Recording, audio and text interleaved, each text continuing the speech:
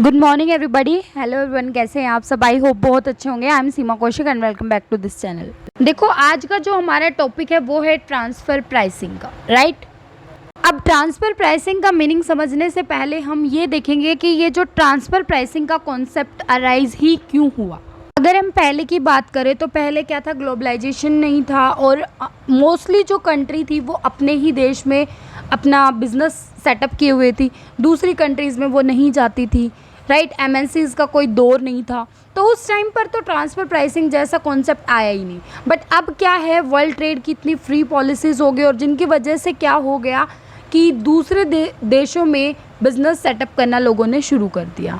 अब यहाँ पर प्रॉब्लम क्या अराइज हुई, जैसे मान लो अगर कोई मेरा बिज़नेस इंडिया में है और किसी दूसरी कंट्री में है, तो वहाँ पर क्या प्रॉब्लम अराइज हुई कि मैंने क्या सोचा कि जिस कंट्री में टैक्स कम लगेगा मैं वहाँ पर इनकम ज़्यादा दिखा दूँगी और जहाँ पर रेट ज़्यादा होगा वहाँ पर अपनी इनकम कम दिखाऊँगी। तो बहुत सारे ये नीचे नीचे बेनिफिट लेने की कोशिश वो करने लगे बिज़नेस वाले। इस वजह से ट्रांसफ़र प्राइसिंग का कॉन्सेप्ट अराइज हुआ। आपको क्या याद रखना है? आपको पहली बात तो ये याद रखनी है कि जो ट्रांसफ़र प्राइसिंग का कॉन्सेप्ट है वो कहाँ पर, कौन से सेक्शन में आया। सेक्शन 92 आपको याद रखना है। और दूसरी बात, इसमें एक वर्ड आएगा आर्म लेंथ प्राइस। इस पर सेटलमेंट होंगी, ट्रांजैक्शन होंगी, मतलब किस तरीके से कि दोनों कंट्री में आपस में उनको टैक्स का नुकसान ना हो, तो एक आर्म लेंथ प्राइस होगा, उस पर डिसाइड होंगी। एक ये वर्ड आपको याद रखना है। ALP जो है ना, आर्म लेंथ प्राइस, उसका मतलब एक तरीके से आप समझ सकते हो handshake.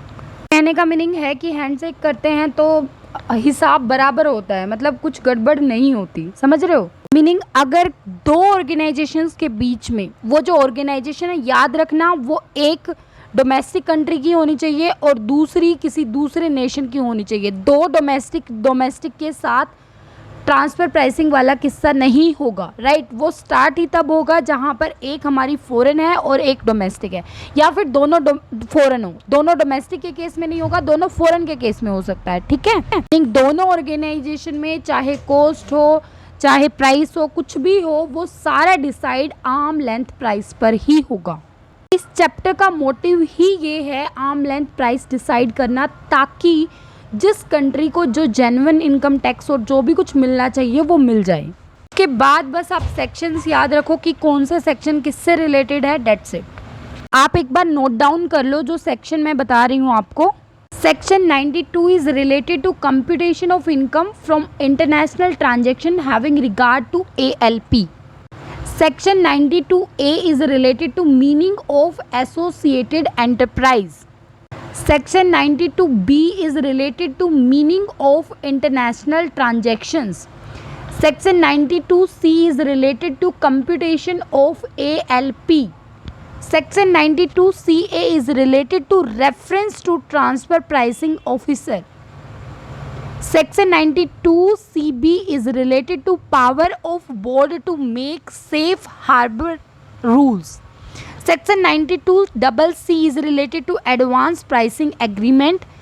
Section 92CD is related to effect of APA. Section 92CE is related to secondary adjustment in certain cases. Section 92D is related to maintenance of documents. Section 92E is related to report from an accountant and Section 92F is related to definition of certain terms related to ALP। ये बस एक बार revise कर लेना, इससे ज़्यादा मुझे नहीं लगता कि अपना आएगा नेट के पॉइंट ऑफ व्यू से, ठीक है। ये बहुत इनफ है, इतना करो। All the very best, bye bye, take care.